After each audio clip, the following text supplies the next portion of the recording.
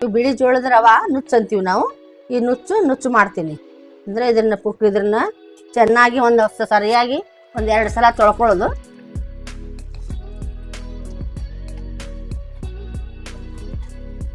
ಎರಡು ಸಲ ನುಚ್ಚು ಚಂದ ತೊಳ್ಕೊಬೇಕು. ನೀರೆಲ್ಲ ಜಾನ್ಕೋಬೇಕು. ನೀರೆಲ್ಲ ಜಾನಿದ್ಮೇಲೆ ಇದು ನುಚ್ಚು ಹಂಗೆ ನೀರು ಹಾಕಿಟ್ರೆ ಗಂಟಾಗ್ತದ. ಅದಕ್ಕೆ ಒಂದು ಸ್ವಲ್ಪ ಎಣ್ಣೆ ಹಾಕಿ ಇದನ್ನ ಕಲಿಸ್ಕೋಬೇಕು. ನಾನು ಇದಕ್ಕೊಂದು ಸ್ವಲ್ಪ ಹಿಂಗೆ ಹಾಕ್ತೀನಿ.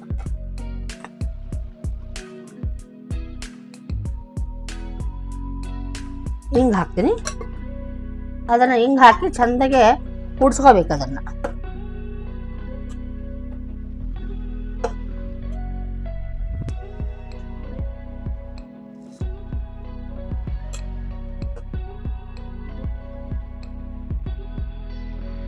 ಕೂಡಿಸ್ಕೊಂಡು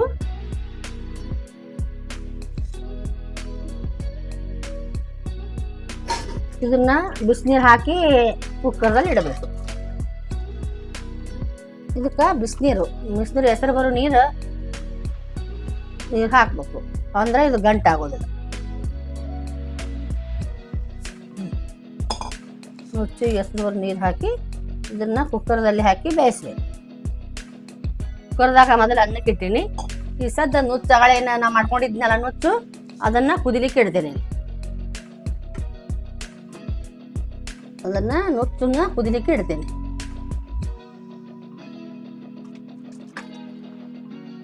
ಅದಕ್ಕೆ ಇನ್ನೊಂದು ಸ್ವಲ್ಪ ನಾವು ನೀರು ಬೇಕಾದರೂ ಹಾಕ್ಬೇಕು.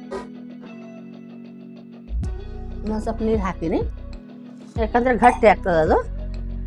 ಈ ನುಚ್ಚು ವೇಟ್ ಲಾಸ್ ಮಾಡೋರಿಗೆ, ಆಮೇಲೆ BP ಇದ್ದವ್ರಿಗೆ, ಶುಗರ್ ಇದ್ದವ್ರಿಗೆ ಇದು ಭಾಳ ಒಳ್ಳೆಯದು. ಈಗ ಇದನ್ನ ಮುಚ್ತಾ ಇದ್ದೇನೆ. ಮುಚ್ಚಿ ಕುಕ್ಕರ್ ಹಚ್ತೀನಿ. ಒಂದು 3 ಸೀಟಿ ಅಥವಾ 4 ಸೀಟಿಗೆ ಇದನ್ನ ತೆಗಿಬೇಕು. ಕುಕ್ಕರ್ ಹಚ್ತಾ ಇದ್ದೀನಿ.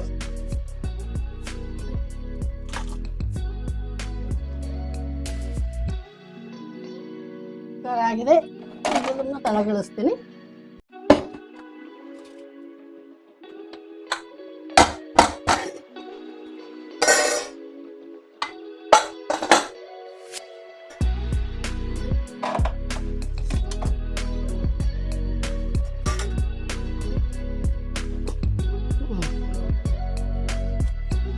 ನುಚ್ಚು ಆಗಿದೆ. ಇದನ್ನು ಒಂದು ಪಾತ್ರೆ ಒಳಗೆ ಬೋಗಣಿ ಒಳಗೆ ಹಾಕ್ಕೊಂಡು ಸ್ವಲ್ಪ ನಮಗೆ ಬೇಕು ಉಪ್ಪು ಒಂದು ಹಾಕಿ ಕಲಿಸ್ಕೋಬೇಕು. ಇದನ್ನು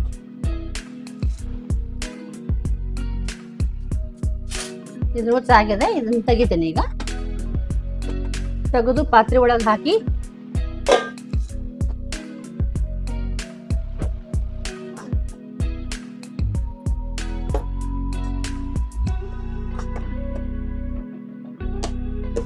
ಈಗ ನುಚ್ಚು ಆಗಿದೆ ಇದು. ಇದಕ್ಕೊಂದು ಸ್ವಲ್ಪ ಉಪ್ಪು ಅದು ಹಾಕಿ ಸ್ವಲ್ಪ ಮಜ್ಜಿಗೆ ಹಾಕ್ಬೇಕು. ಇದನ್ನ ಹಿಂಗೆ ಕಲಿಸ್ಕೋಬೇಕು. ಇದಕ್ಕೆ ಉಪ್ಪು ಮತ್ತು ಮಜ್ಜಿಗೆ ಹಾಕಬೇಕು. ಉಪ್ಪು ಮಜ್ಜಿಗೆ ಹಾಕಬೇಕು.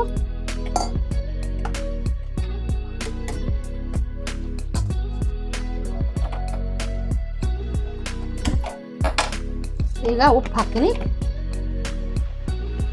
ನಮ್ಗೆ ಎಷ್ಟು ಬೇಕೋ ಅಷ್ಟು ಉಪ್ಪು ಹಾಕ್ಬೇಕು.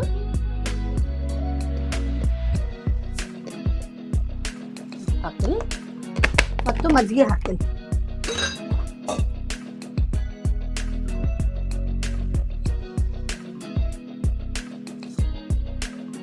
ಇಷ್ಟು ಮಜ್ಜಿಗೆ ಹಾಕ್ತೀನಿ.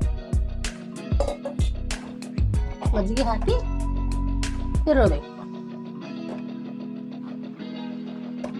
ಈಗ ನುಚ್ಚು ರೆಡಿ ಆಯ್ತು. ಈಗ ತಿರುವಿ ಒಂದು 5-10 ನಿಮಿಷ ಕುದಿದಾಗೋಣ.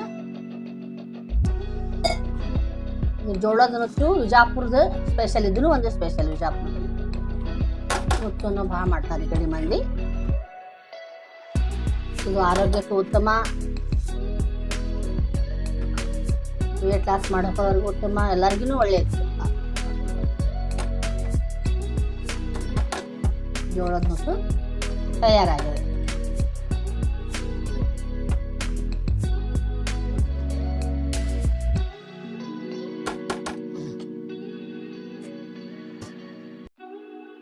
ಇನ್ನು 5 ನಿಮಿಷ 5-10 ನಿಮಿಷ ಕುದಿಸಿದ್ರೆ ನುಚ್ಚು ತಯಾರು.